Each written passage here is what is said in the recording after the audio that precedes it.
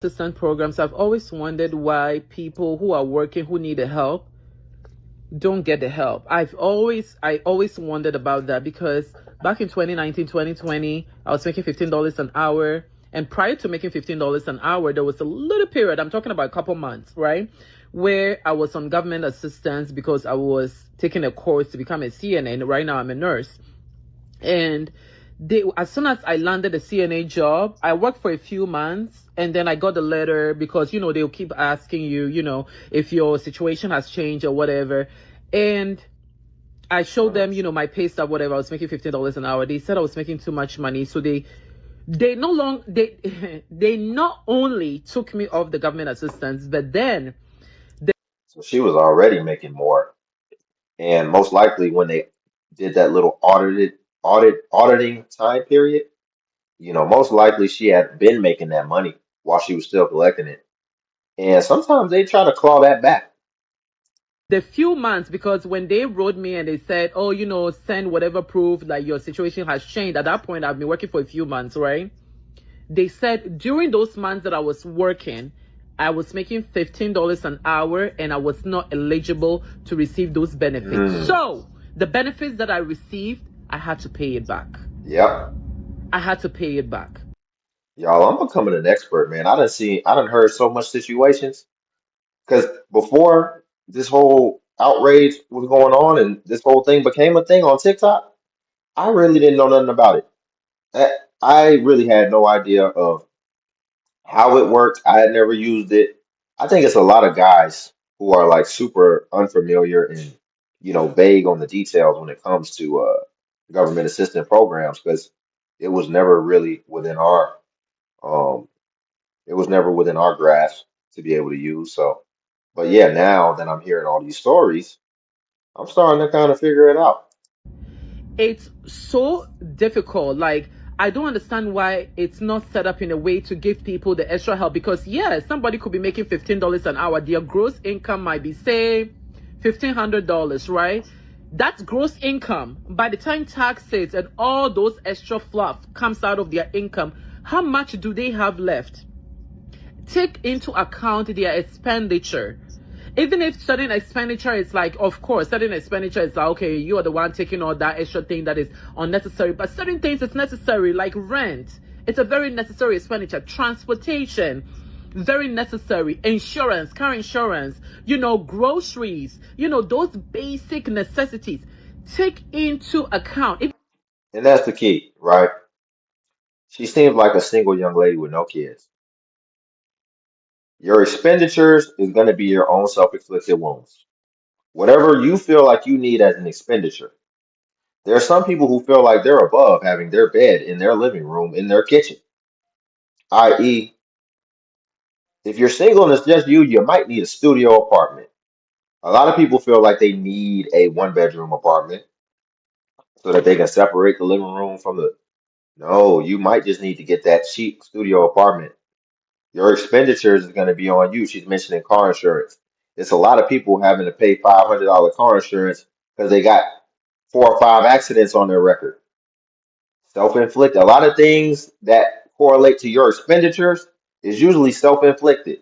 It's a lot of people who have to pay imaginary money, i.e., interest on credit cards, and that's an expenditure now.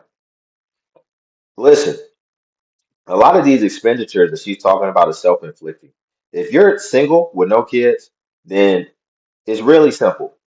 You either keep your expenditures low or you get a second job. She's talking about her one job. I mean, if you really want to live good and above your means, you might have to get a second job. Now, I will give her credit though.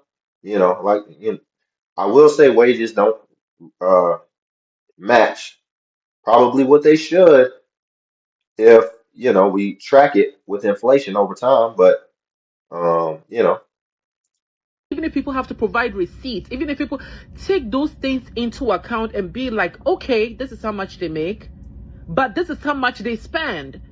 They actually are in the negative. They actually need the help, but they don't look at it that way.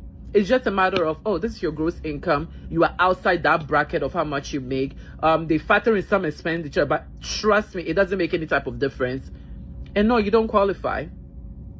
It is so hard. And you wonder why sometimes people don't want to work, because it's like, okay, the only way I will qualify is if I don't work. Like, Mm-mm. and then if they don't work too, then it's a problem. Food stamps. No, no, no, no, no, no, no. That's where you're mistaken. There's no way you're going to convince me that you'll make more on food stamps not working. As a single person, well, excuse me, as a single childless person, and that's what I was regarding when I was making my initial point as well. As a single childless person, there's no way you'll get more on food stamps than what you'll make if you're actually working. Now, maybe food stamps would be what you would have made in 3 days. And see, when people hear that number, or when they really do the math and they're like, oh, this is still like three free days of work, as opposed to I would actually have to do the 3 days of work. And then, once you get to the fourth, fifth day, you'll start really coming out in the green over what you'd have made in food stamps. But it still just doesn't make sense.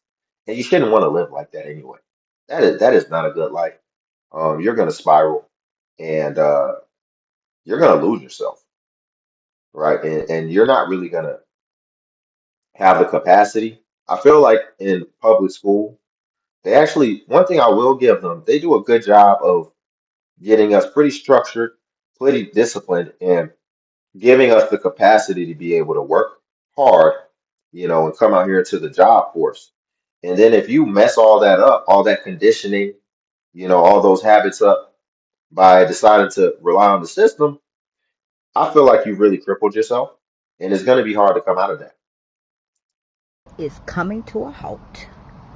For all the ones that's been getting food stamps for 15, 20, and 25 years and never worked, you will not get them no longer. Get a job. Fruits. Yeah, she makes a good point. Um, I think that's the obvious point, right? But sometimes things just need to be said short, sweet, and direct. So I like that. Food stamps. I'd applied the day after I found out I was pregnant. I applied for food stamps and Medicaid. Where is it? Me and my baby is hungry. We ain't hungry, but we hungry. I'm tired of spending my money. I'm ready to spend the government's. Go ahead and give me that food stamp right now. Thank you. So I got I'm tired of spending. So you got money, and notice what she's doing. It's always laying in the bed. Always laying in the bed. I'm gonna be honest. Like, just get another look one more time. Laying in the bed. I'm gonna be honest.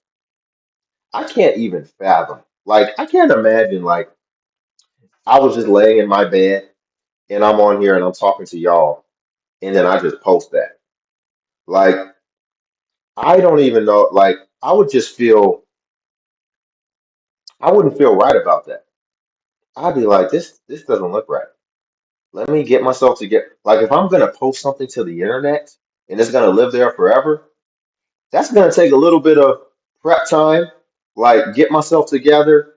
I'm not saying she didn't look like she had herself together, but like why laying in the bed? Like I feel like that just makes you let your hair down and just say some wild, crazy stuff. When you it's like it already puts you in that mode of not giving a F. So you know something crazy is gonna come out of your mouth. you.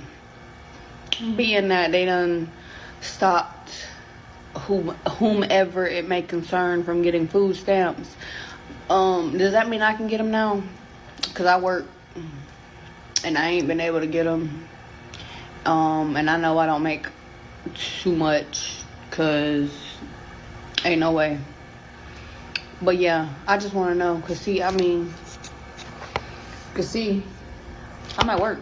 I work, so I went on the website. I live in Southeast Georgia, by the way. I went on the website and they said that I gotta apply on Monday morning, Monday through Friday on the internet, between 5 a.m. and midnight. So I'm gonna be applying. So See, and this is a telltale sign right here. I love doing these contrasts now because it's perfect. This was perfect timing. Look at her energy levels. Look at the energy level she has when she's communicating. So, being that I got a job, I should be able to get me some food Look, stamps. her eyes are a little sunken. She's tired because she's working. Shout out to her. You know, she's working and it's showing. She's tired. She's exhausted. Now let's go back to this other lady. Governments. Go ahead and give me that food Look, stamp right now. Thank you.